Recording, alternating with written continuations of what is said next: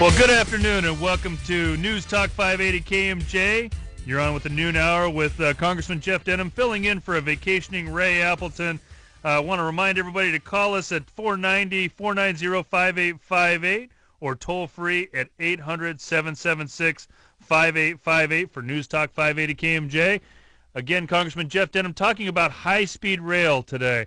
Last week we had a hearing here in our nation's capital on high-speed rail as a whole across the nation.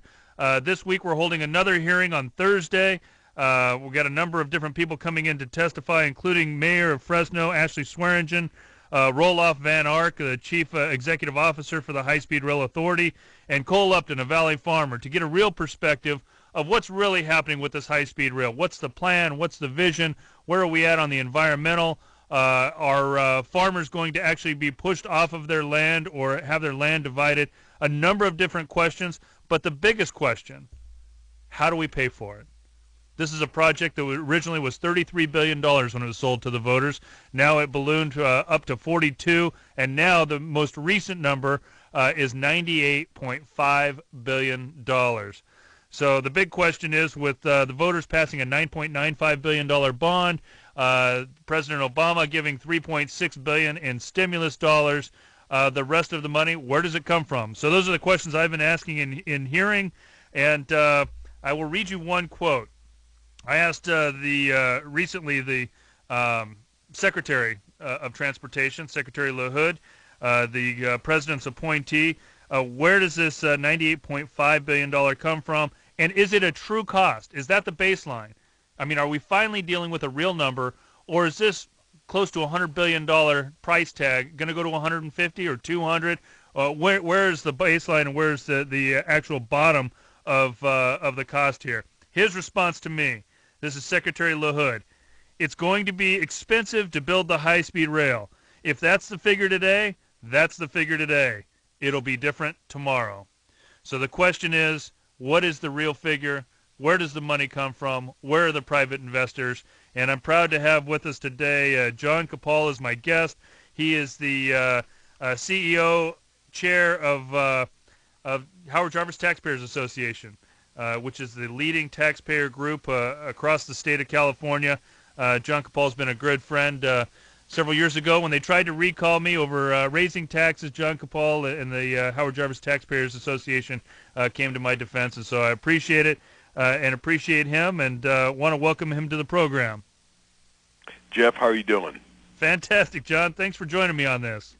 Always a pleasure. I don't know what's worse, Washington, D.C. or Sacramento in terms of nuttiness, but certainly the issue of high-speed rail involves both cities. And on any level of government, at a $100 billion price tag, it seems nutty all over. Yeah, well, what's a few $100 billion here, there? Pretty soon we're talking about real money. In all seriousness, a little bit of history here. We led the campaign against Prop 1A. Prop 1A was the bond measure for the high-speed rail, and going into election night, that was when Obama was elected, and going into election night around midnight, we were actually ahead. The voters were turning it down, but as the returns trickled in at the late hour, it passed, barely passed. Now, I'm not going to complain about we shouldn't cry over spilt milk, but the reality is a lot of younger voters turned out in that election to vote for Obama. Many of them did not really understand even what a bond was. A bond is not free money. It is an indebtedness that has to be repaid. So right out of the box, I mean, even if we were only talking about $9 billion, I think there was a lot of people who didn't even think through the entire nature of what a bond is.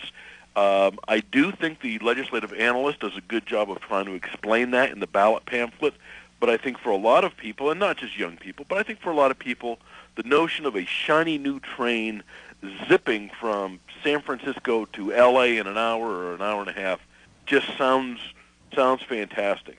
And but now, I think there's a significant degree of buyer's remorse as we look at the cost, as we look at the environmental impact of the acquisition of land, as we're looking at the highly inflated ridership projections and fare box revenue, people are looking at this and say, wait a minute.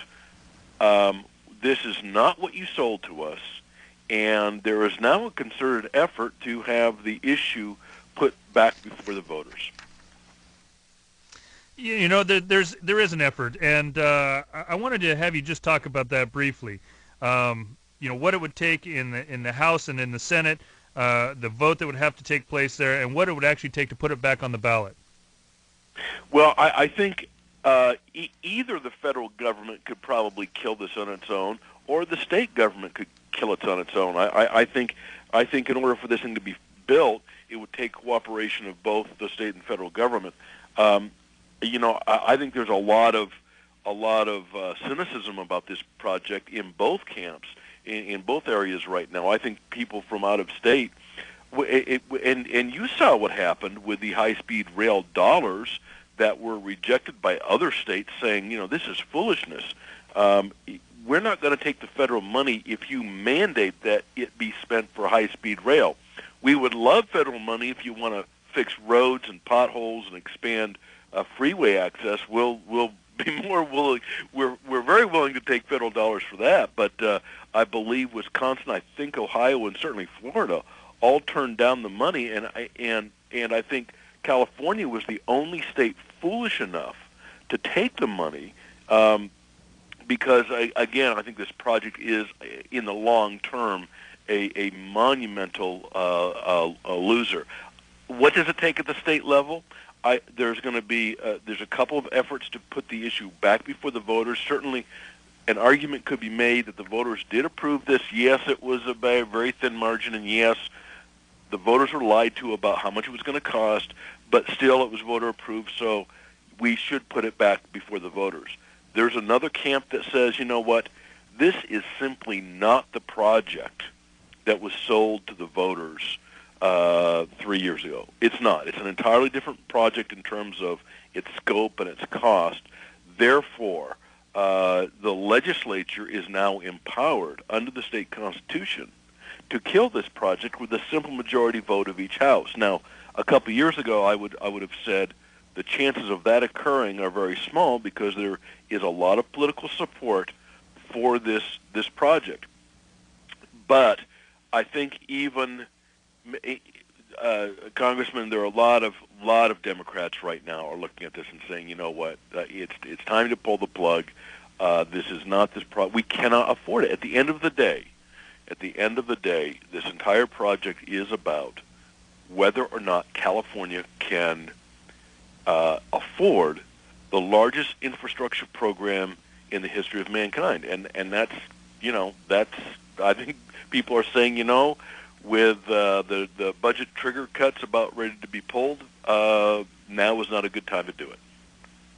Well, we're going to have to take a break here.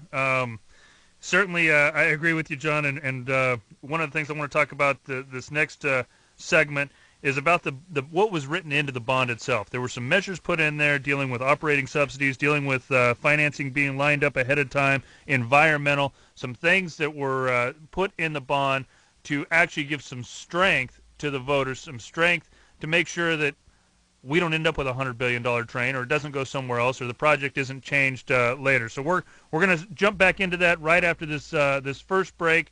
Again, you're on with Congressman Jeff Denham, filling in for a vacationing Ray Appleton today.